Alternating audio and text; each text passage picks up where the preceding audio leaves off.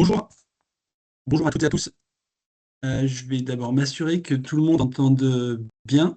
Est-ce que vous pouvez peut-être juste mettre un commentaire dans le chat pour me dire si ça fonctionne et on lancera définitivement la réunion. Ok, super. Bon, ça a l'air de fonctionner. Euh,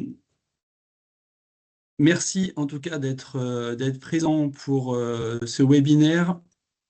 L'objectif, il est assez simple, c'est vous donner une vision un petit peu du dispositif SDES pour l'achat d'électricité sur la période 2028-2031. C'est vous présenter en fait les choses assez simplement et vous donner des informations utiles pour que vous puissiez vraiment vous décider par rapport voilà, à votre adhésion ou non à ce dispositif d'achat d'électricité. Comme je disais, le webinaire, il a trois objectifs. C'est déjà comprendre comment fonctionne ce groupement, vous expliquer qui fait quoi. Ensuite, c'est vous présenter les enjeux pour votre collectivité ou votre établissement public, votre structure, et ses impacts aussi sur votre budget, sur votre organisation. Et puis, c'est vraiment vous donner des informations clés pour vous décider. Voilà, ce webinaire, c'est un peu une aide à la décision. Et avant de parler du groupement, je voudrais juste revenir sur quelque chose un point qui paraît peut-être évident. Les collectivités et les établissements publics sont des consommateurs d'électricité comme n'importe quel autre consommateur, sauf que il y a une petite particularité assez importante, c'est-à-dire que votre consommation, enfin notre consommation d'électricité en collectivité, elle est directement liée au fonctionnement des services publics.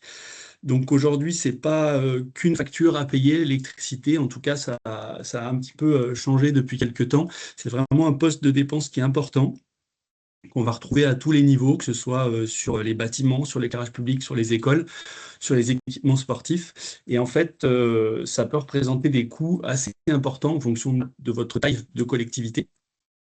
Donc les décisions d'achat qui sont prises aujourd'hui, elles impactent votre budget sur plusieurs années, puisqu'en fait, vous vous engagez dans le groupement sur plusieurs années, on y reviendra.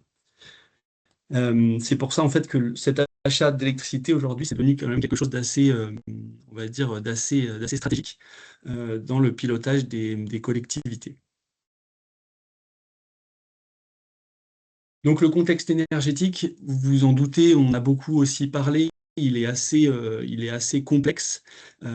Depuis la crise énergétique de 2021-2022, en fait, on est passé de quelque chose de relativement stable à des marchés assez volatiles. On a connu des niveaux de prix assez élevés. Et puis, depuis quelque temps, on a un retour à des niveaux de prix, on va dire, un peu plus corrects, un peu plus modérés.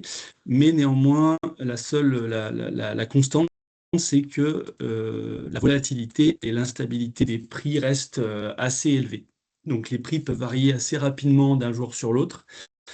Et on a des évolutions, on va dire, structurelles qui font que cette tendance, elle va durer, que c'est pas prêt en fait de s'apaiser, puisqu'on a la fin de l'arène, on a le développement aussi des énergies renouvelables qui impactent la volatilité des prix, et puis cette dépendance toujours aux énergies fossiles qui viennent fixer le prix de l'électricité, puisque le principe de construction des prix en Europe, il est basé sur le dernier moyen appelé pour produire de l'électricité, et ça, c'est pas vraiment remis en question. Donc, ce qu'il faut retenir, c'est vraiment qu'on est dans un marché qui est assez difficile à anticiper et que la situation, elle va durer. Voilà, c'est ce qu'il faut retenir. Je vous ai remis ici un graphique qui illustre bien la volatilité. Alors là, on revient sur les 12 mois passés. Depuis donc avril 2025, on a eu une petite baisse en début d'année 2026. Et puis, depuis le conflit là, au Moyen-Orient et en Iran, une remontée des tarifs. Alors, on voit les prix de marché en fait pour les années 2028, 2029 et 2030. En général, ces marchés à terme, c'est un petit peu l'anticipation que font les traders de l'avenir. Donc, on voit que les prix 2029 et 2030 sont plus élevés que les prix 2028. Pour le moment, peut-être que ça s'inversera. En tout cas, ce qui est sûr, c'est qu'il y a pas de moment évident pour acheter. En tout cas, il y en a plus. Donc, la stratégie d'achat, elle est d'autant plus importante.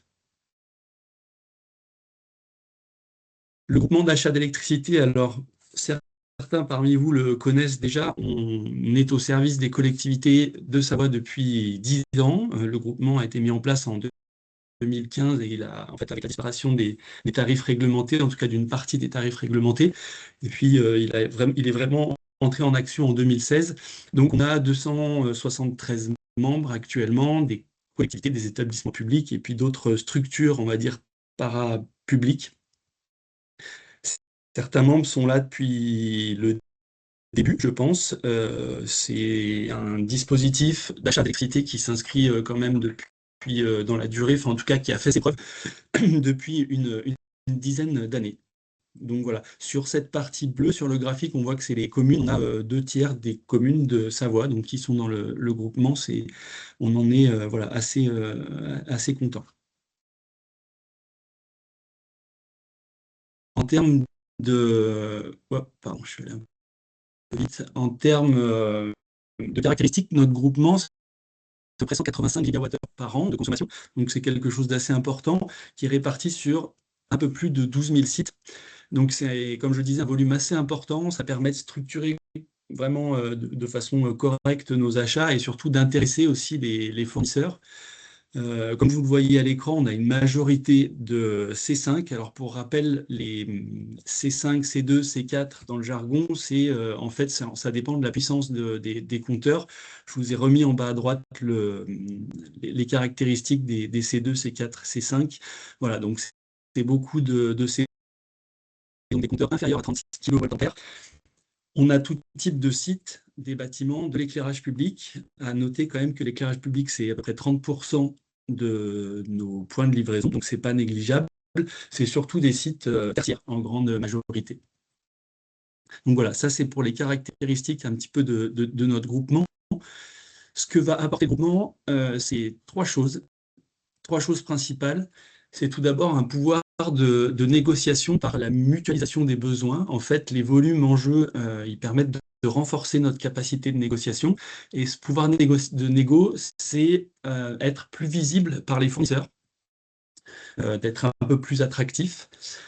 À savoir qu'on mutualise donc nos besoins et on mutualise aussi les risques. Le groupement, ça vous permet aussi de ne pas vous exposer seul en fait aux aléas du marché. Donc c'est aussi une caractéristique à prendre en compte. Ensuite, la deuxième ce groupement peut vous apporter, c'est un gain de temps et de simplification en fait des démarches. Vous n'avez pas à gérer tout seul la procédure, c'est-à-dire que le groupement vous offre un cadre assez structuré et sécurisé pour les achats d'électricité. C'est, comme je disais, un gain de temps pour vous, pour votre collectivité, pour vos agents, pour vos services. Et nous, on fait vraiment le travail de consultation, c'est-à-dire toute la procédure de mise en concurrence, c'est nous qui la faisons. Et on vous laisse la main, ça c'est quelque chose aussi d'assez important, on vous laisse la main l'exécuter. C'est vraiment voilà, ça reste dans votre giron. Et ensuite, le troisième apport du groupement, c'est cette expertise marché qu'on a donc depuis 10 ans. On suit ces sujets au quotidien avec les fournisseurs et on a aussi une bonne connaissance des besoins locaux en matière d'électricité.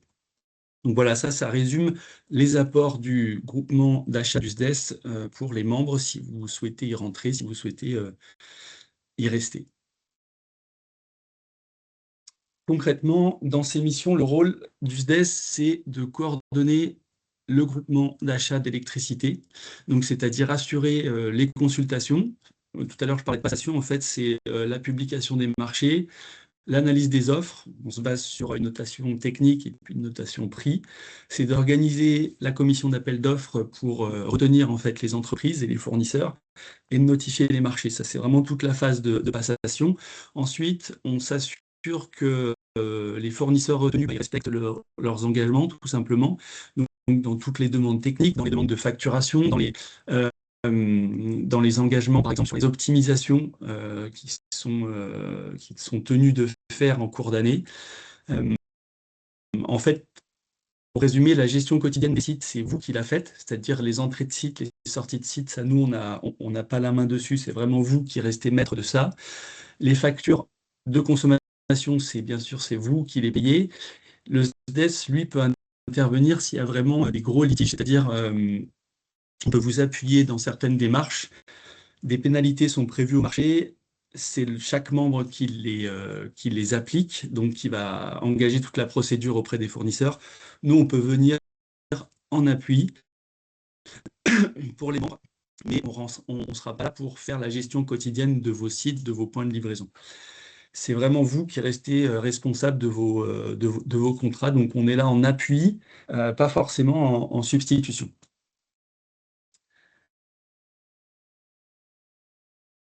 Donc l'objectif, comme je disais, c'est vraiment de sécuriser cette procédure d'achat, de vous faire gagner du temps, d'obtenir des tarifs avantageux. La stratégie d'achat qui est mise en place au SDES, elle est assez claire. En tout cas, elle est mise en place par les élus et les services du SDES. L'idée, c'est vraiment d'avoir de la visibilité sur les tarifs, de pas, on va dire, de pas jouer au poker avec les prix. Donc l'idée, c'est que vous puissiez tous les ans faire votre budget confortablement en matière de coûts énergétiques, en matière de factures d'électricité. Et pour ça, on priorise en tout cas de l'achat à prix fixe, si possible. Sujet important, l'allotissement. On a aujourd'hui un groupement d'achat qui est structuré en 4 lots. Vous le connaissez, je vais peut-être pas trop rentrer dans les détails, mais en gros, on a un lot A qui est le plus important puisqu'il y a à peu près 10 000 sites environ dans ce lot. C'est un lot, on va dire, toute typologie de sites, toute puissance confondue sur le territoire d'Enedis, donc le gestionnaire de réseau de distribution, le GRD, c'est Enedis. Ensuite, on a un lot pour les communes qui étaient au tarif réglementé avant 2026, enfin, en tout cas qui pouvaient bénéficier de ces tarifs réglementés. Et on a fait un lot spécifique puisqu'on a comparé le prix des tarifs réglementés le jour de la remise des offres fournisseurs. On a comparé ces tarifs réglementés avec les offres fournisseurs et on s'est aperçu que l'offre fournisseur était un petit peu meilleur que les tarifs réglementés. Donc, on a récupéré aussi tous ces sites pour former un lot. Donc, il y a à peu près 2000 sites, si je ne me trompe pas. Pour le lot B, c'est le lot d'électricité verte premium avec le fournisseur Voltaire. Alors, c'est notre plus petit lot en termes de consommation et en termes de sites, hein, c'est 2 gigawattheures par an et une centaine de sites. Et ensuite, on a le lot historique. C'est un lot qui existe, en fait, je pense, depuis le début du groupement, puisqu'on a pas mal de communes qui sont sur des territoires de régie. Donc, c'est-à-dire que le gestionnaire de réseau, c'est pas Enedis, mais c'est une entreprise locale de distribution. Il y a beaucoup de régies, notamment en Tarentaise, en Maurienne. Donc, c'est un lot qui est quand même assez important. Il y a 2000 sites et 10 gigas de consommation par an. Donc, ça justifie un lot à part entière. Et c'est pour ça donc qu'on retrouve actuellement 4 lots pour le marché 2026-2027. Voilà, ça c'était pour le rappel. Le plus intéressant, c'est ce vers quoi on se dirige. Nous, on est parti vers vraiment une simplification des lots. L'idée, c'était pas de les multiplier, mais plutôt de faire quelque chose de plus lisible et surtout de plus attractif pour les fournisseurs. Donc moins de lots en gros, mais plus attractif. On retrouvera donc 3 lots. Le lot A, qui reste sensiblement le même que l'année dernière, que cette année, pardon, actuellement, à la différence près qu'on récupérera certainement les points de livraison qui étaient dans le lot B, puisque vous le voyez à l'écran, le lot B, lui, va disparaître.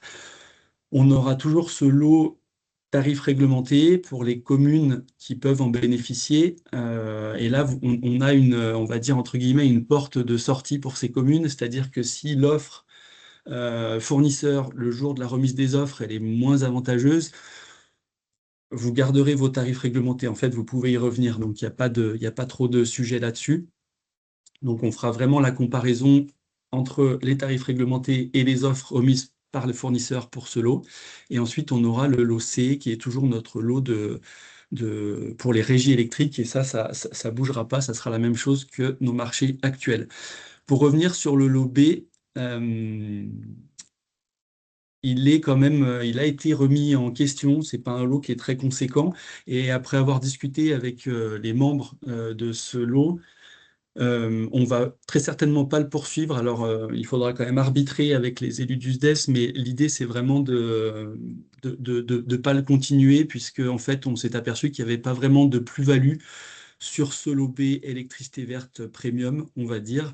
Les membres qui sont dans ce lot actuellement, ils ont déjà engagé beaucoup de démarches dans la transition énergétique, en investissant dans des moyens de production et donc plutôt en développant des initiatives un petit peu locales, de l'autoconsommation collective, etc. Donc, en fait, la plus-value sur la partie de complément pour ce fournisseur qui est retenu, elle est un peu moindre. Donc, ce lot sera certainement pas continué pour le marché 2028-2029 et les marchés après 2030 et 2031.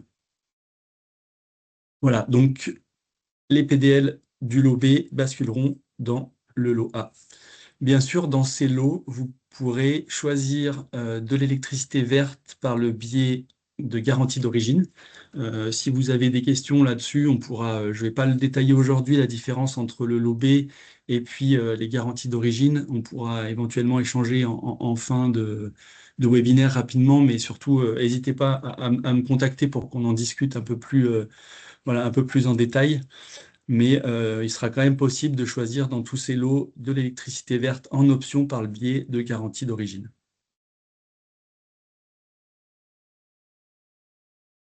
Alors pour les démarches, vous vous retrouvez aujourd'hui. J'ai pas regardé qui participe exactement au webinaire, mais il me semble qu'il y a beaucoup déjà de membres actuellement au groupement d'achat SDES.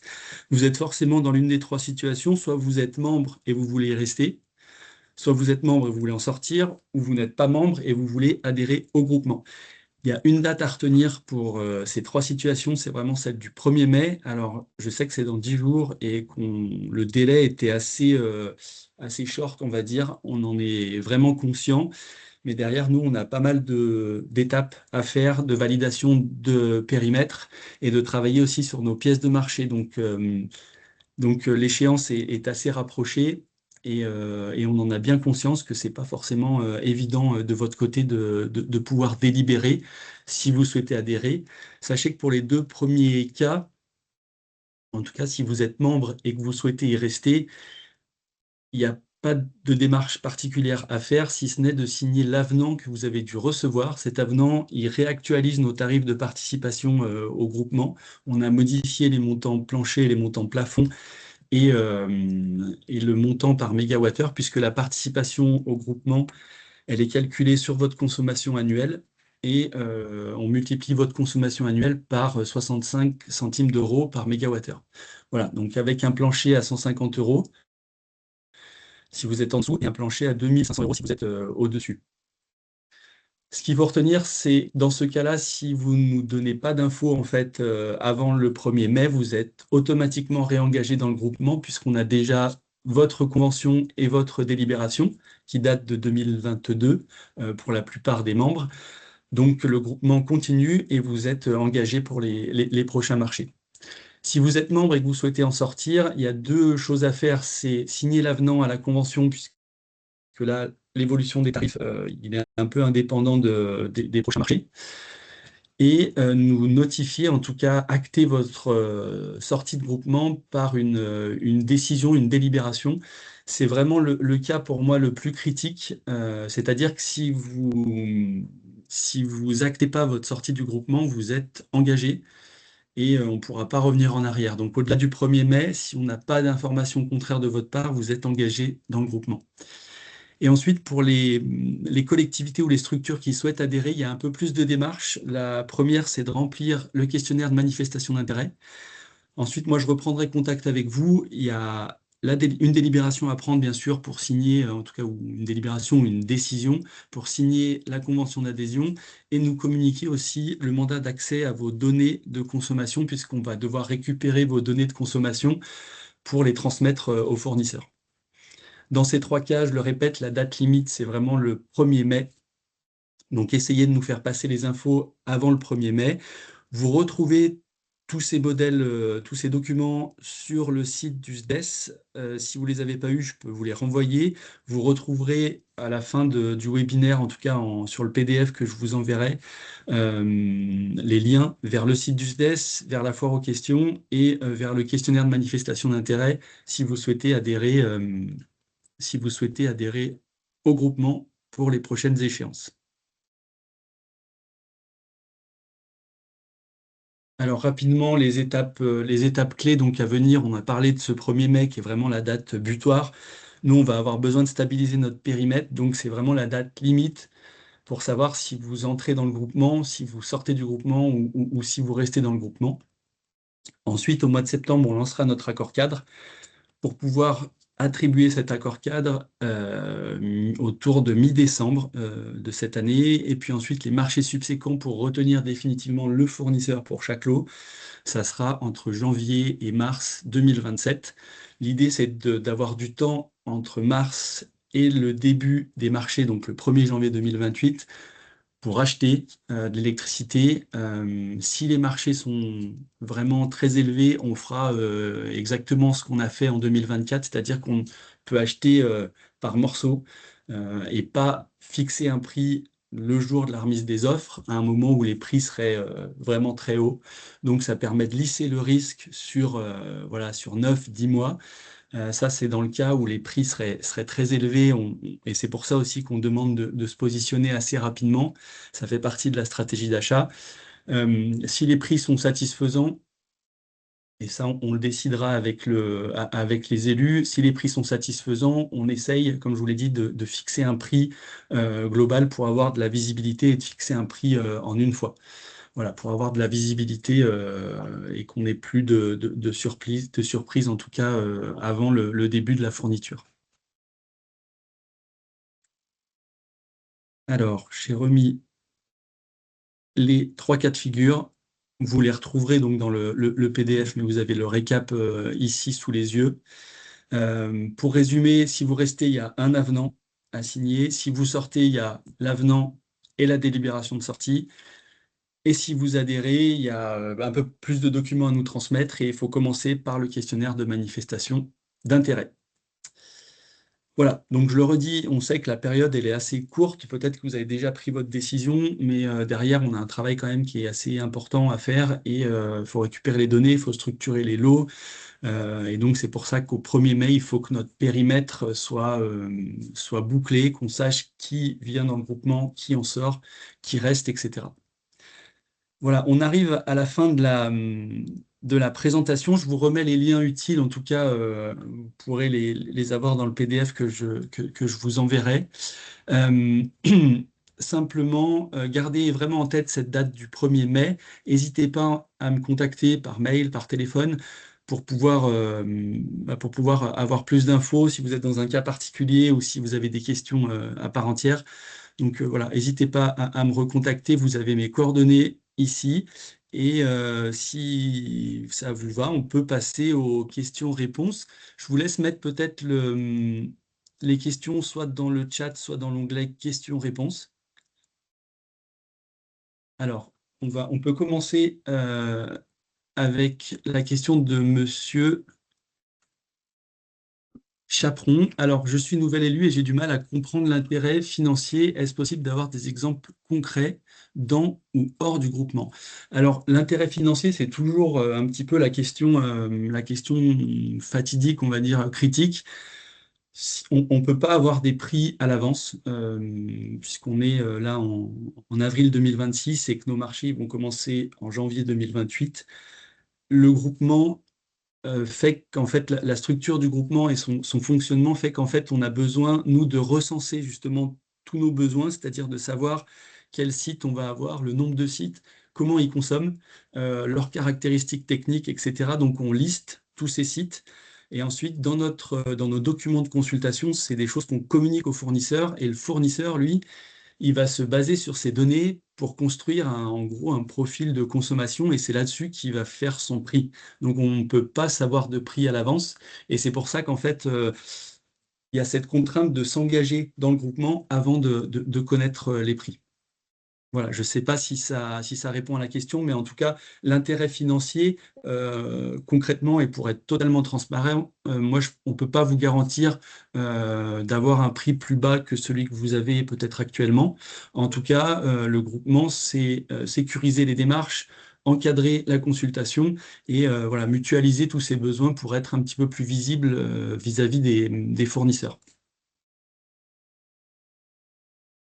Alors dans la conversation, on a une question de Monsieur Pernaut. Pourquoi avez-vous changé de marché en 2026?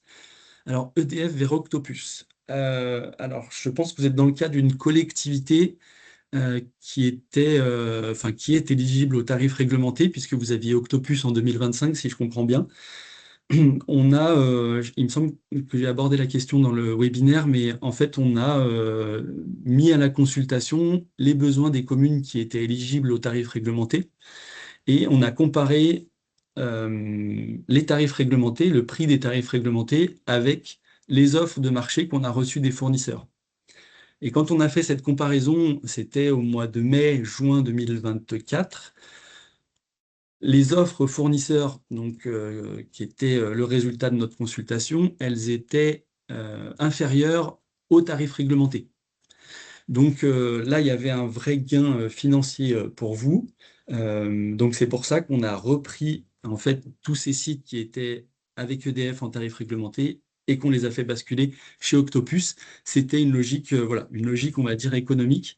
De mémoire, la différence de prix entre l'offre de marché Octopus et les tarifs réglementés en juin 2024, c'était, il me semble, autour de 18% de moins, donc pas du tout négligeable.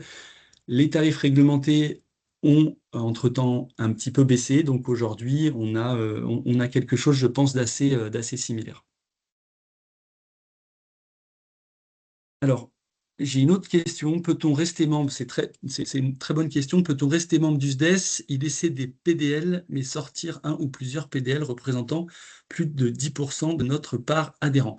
Alors, il y a deux choses dans la question. Je pense que vous faites référence à la clause de flexibilité.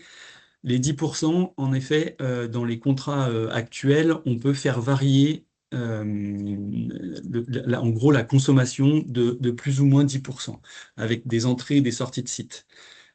Vous, en tant que structure publique, vous pouvez pas, on va dire, saucissonner vos besoins. Votre besoin en électricité, c'est un seul besoin, et vous pouvez pas avoir, on va dire, plusieurs fournisseurs pour le même besoin. En fait, ce principe, ça permet de pas passer sous les seuils des marchés publics. Donc, vous transférez vraiment tous vos points de livraison dans notre marché. Et ces 10% de flexibilité, de variation, en fait, ils servent vraiment à la vie du groupement, c'est-à-dire que si vous avez des nouveaux équipements à mettre en route ou si vous avez un transfert de compétences entre une commune qui transfère, je ne sais pas, ses équipements sportifs à l'agglo, voilà, ça, ces 10%, ils sont prévus dans ce cadre-là. Euh, mais vous, en tant que collectivité, vous êtes censé mettre tous vos besoins dans le groupement, c'est-à-dire tous vos PDL dans notre groupement et dans la consultation. Alors, oui, alors le retour d'expérience, en effet, il est important. On a en tout cas, il faudrait qu'on puisse comparer les tarifs qu'on a eus et les tarifs, on pourra en parler, ça peut se faire quand même assez facilement. On rentrera très certainement pas dans les détails, mais en tout cas, à la vue des prix de marché et des prix qu'on a eu dans le groupement, il y a eu des gains, je vous le confirme, puisque la crise de 2000, on va dire 2021, 2022, 2023, on avait en tout cas 2021, 2022, 2023, on avait des tarifs qui étaient autour de 40 euros du mégawattheure. Donc, on a été en gros dans le groupement. Si vous étiez dans le groupement, vous étiez à un prix fixe pour ces années-là. Et donc, vous n'avez pas eu cet effet c'était pas indexé sur des prix de marché. Donc, il n'y a pas eu cet effet d'augmentation. Ça a joué un petit peu un rôle en gros de protection.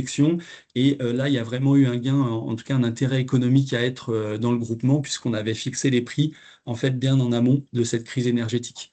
Voilà, je vous laisserai peut-être, Monsieur Chaperon, me rappeler ou m'envoyer un mail, on pourra en discuter un peu plus précisément sur, voilà, sur ce sujet.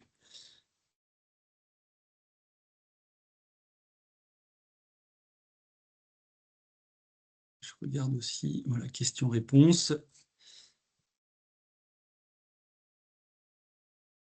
Alors oui, une question aussi importante. En effet, je l'avais noté dans mes slides, dans mes commentaires, pour revenir sur l'allotissement, sur l'autoconsommation collective. Là, donc il y a l'allotissement. Ce qui est prévu, c'est vraiment de demander aux fournisseurs de prouver la prise en compte de ces flux autoconsommés, puisque ça va dans le sens un petit peu de l'histoire, hein. Ça se développe de plus en plus, c'est l'autoconsommation collective, en tout cas en Savoie. En 2022, quand on a fait notre accord cadre et nos pièces de marché, la question se posait pas vraiment, ou en tout cas, on n'a pas on l'a pas vraiment prise en compte puisqu'il y avait moins de besoins à l'époque. Aujourd'hui, c'est vraiment une caractéristique qu'on va intégrer dans nos pièces de marché, dans notre CCP. Et donc, on attribuera plus de points à un fournisseur qui pourra nous prouver qui prend en compte les flux autoconsommés de façon automatique, de façon mensuelle, qu'un autre fournisseur. Donc, on va aussi leur demander de prouver, en fait, de nous donner des documents. Est-ce que c'est des avoirs? Est-ce qu'ils font un avoir mensuel, trimestriel ou semestriel ou à l'année? Parce qu'on a déjà vu ce cas de figure. Donc, on va vraiment creuser ce point-là pour essayer de faire en sorte qu'on ait un suivi. Et l'idéal, c'est vraiment d'avoir un suivi mensuel, quelque chose d'assez automatisé avec les API d'Enedis. On en a bien conscience. Et le but, c'est que ça soit beaucoup plus simple pour vous à suivre que d'avoir des avoirs et de revenir, en fait, de reprendre ces factures, de vérifier si ça a bien été déduit, la part autoconsommée, etc. Donc, je comprends tout à fait en effet, ce besoin, et c'est bien prévu, il y a aucun souci, on attribuera un petit peu des points. D'ailleurs, je pense que Sébastien, on pourra peut-être reprendre contact au moment où on travaille sur nos pièces de marché. Ça sera globalement un petit peu avant l'été, j'ai envie de dire, donc on pourra en rediscuter. En tout cas, c'est vraiment un point important sur nos prochaines consultations. Donc, il n'y a pas de... Voilà, ça sera bien pris en compte. Une autre question, peut-on faire partie par ailleurs d'une boucle d'autoconsommation collective pour quelques pourcents? Alors oui, il n'y a aucun problème à être dans une boucle d'autoconsommation collective. Vous pouvez rejoindre une boucle ou l'intégrer ou la créer, il y a vraiment aucun problème là-dessus. C'est que ce qui est important, c'est que dans le recensement des besoins, donc à la base de la consultation, c'est qu'on sache quel site, si possible, parce que on ne le sait pas toujours au moment de la consultation, mais qu'on sache quel site fait partie d'une opération d'autoconsommation collective et à peu près le pourcentage d'autoconsommation. Ça, c'est des éléments que les fournisseurs aiment bien avoir. Plus ils ont d'infos, moins ils prennent de risques. Et donc, il y a toujours une petite brique de risque sur leur prix, quoi. Donc, ça, c'est quelque chose qui peut jouer en notre faveur. Donc, plus on a d'infos en amont de la consultation, et plus, voilà, plus on peut diminuer peut-être cette brique de risque. Donc, aucun problème pour faire partie d'une boucle d'autoconsommation collective. Il y a pas de souci, il faut juste qu'on le sache en amont ou après. Il n'y a pas de problème si vous le savez après. Si le marché est lancé et que vous rentrez dans une opération d'autoconso, vous nous le dites, vous le dites aussi aux fournisseurs et voilà, et c'est pris en compte voilà, de la meilleure façon possible.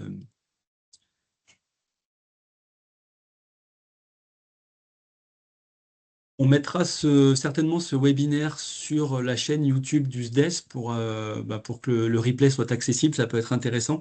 Et on refait un webinaire, on va faire exactement le même contenu jeudi qui vient, donc le 23 de 8h30 à 9h. Si jamais vous souhaitez participer à nouveau ou vous avez des personnes ou des services qui souhaitent y participer, pensez à vous inscrire, vous devez avoir le lien dans les mails et dans les communications qu'on a envoyées. Hop, je remets les démarches. S'il n'y a pas d'autres questions, pour l'instant, j'en vois pas d'autres.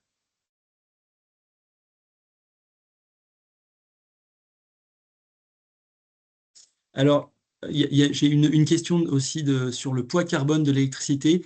Alors, en effet, on a questionné les fournisseurs. C'est un peu, ils ont du mal quand même à répondre à cette question, malheureusement. Et je comprends que ça soit important en tout cas pour votre bilan carbone au niveau de la collectivité, en tout cas à la maille de la collectivité. On peut, de ce que j'ai compris, en tout cas des échanges avec les fournisseurs et notre échange avec l'AMO qui nous assiste, c'est quelque chose, si c'est un critère qu'on met dans notre consultation, on va vraiment réduire la mise en concurrence. Il y a très peu de fournisseurs qui sont capables apparemment de le faire et de communiquer clairement là-dessus. Euh, voilà, donc c'est à voir si on en fait une clause spécifique ou pas. L'idée, c'est quand même qu'on ait une mise en concurrence qui soit la plus forte possible, quoi, qu'on ait quand même plusieurs offres à comparer. Donc, écoute, à dispo pour en discuter, Sébastien, là-dessus, et j'en reparlerai aussi avec l'AMO qui maîtrise mieux ces sujets que moi, en tout cas, qui est au contact tous les jours des fournisseurs, donc qui est plus à même de répondre que moi sur ce qu'ils pourront faire et ce qui est intéressant d'intégrer dans nos marchés, en tout cas, pour pas se priver de cette mise en concurrence.